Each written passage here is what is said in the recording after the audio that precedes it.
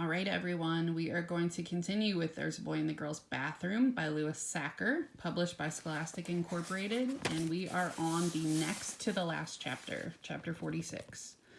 Colleen's mother told everyone to find a partner for the three-legged race. Jeff and Colleen looked nervously at each other.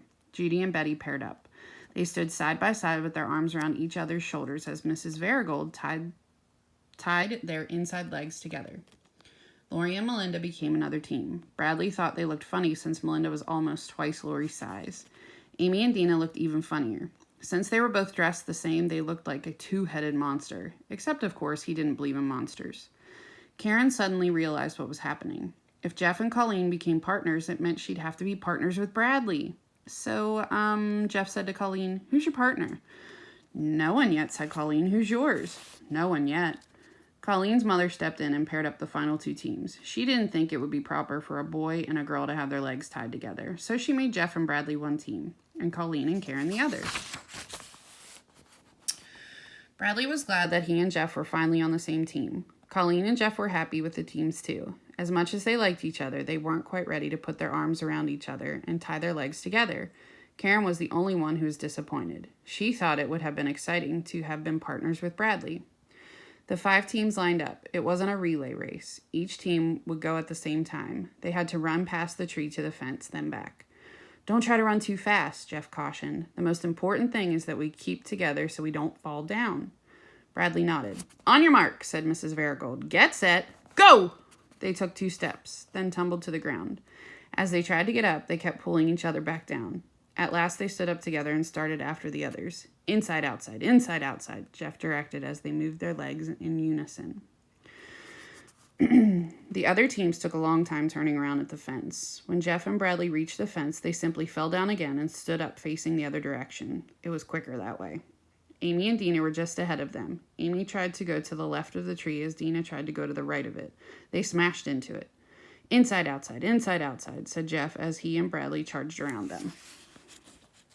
Karen and Colleen were in the lead when they suddenly stumbled and fell on their faces. Judy and Betty tumbled over them.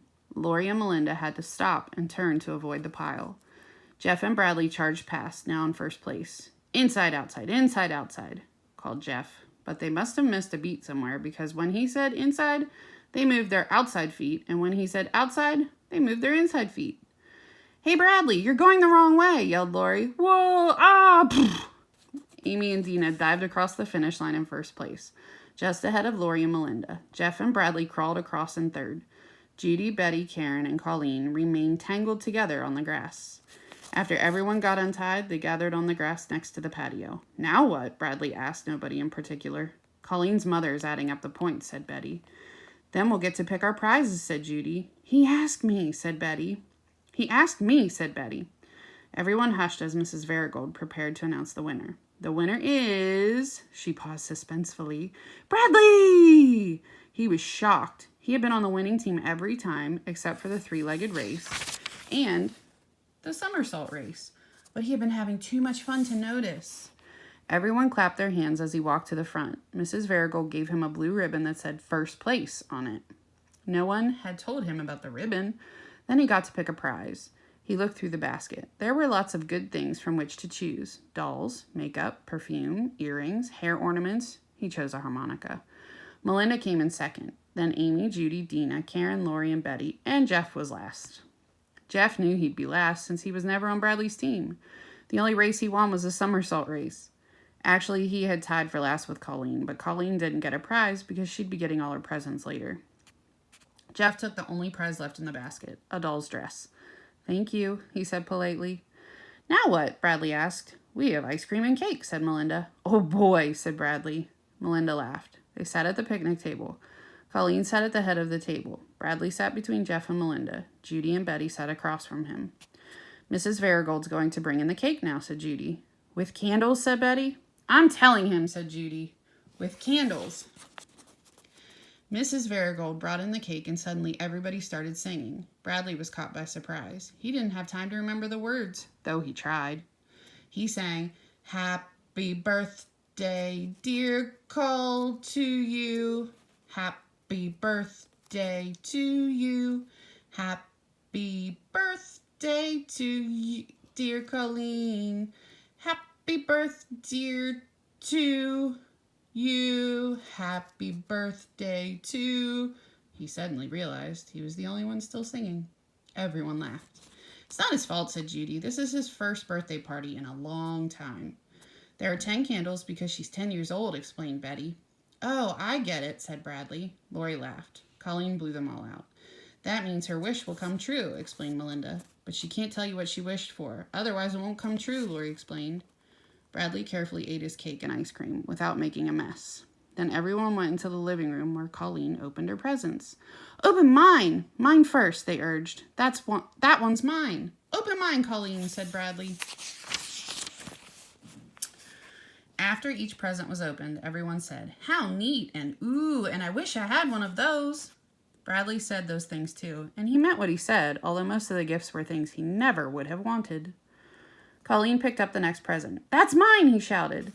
Colleen read the card. On the front of the card, there was a picture of a baseball player swinging a baseball bat. It said, here's hoping your birthday is... On the inside of the card, it showed the bat smacking a ball, and it said, a big hit. Under that, it said, happy birthday, and it was signed, Love, Bradley. Everyone went crazy. Love, exclaimed Amy. Love? Bradley's heart sank as he realized he had made a terrible mistake. Bradley's in love with Colleen, said Dina. Ooh, Bradley, said Judy. When are you getting married, teased Lori. Shut up, Karen shouted. Everyone stopped talking and looked at her very surprised. Big deal, said Karen. You're all so immature. Colleen tore off the wrapping paper and looked at Bradley's gift. Her mouth dropped open. She showed it to everyone. Wow, said Lori. Let me see, said Amy. It was a replica of the human heart. They could see all the blood vessels, the aorta, and the capillaries. The heart valves opened and shut. It could be taken apart and put back together. Again. Put back together again. How neat, said Melinda. I wish I had one of those, said Betty.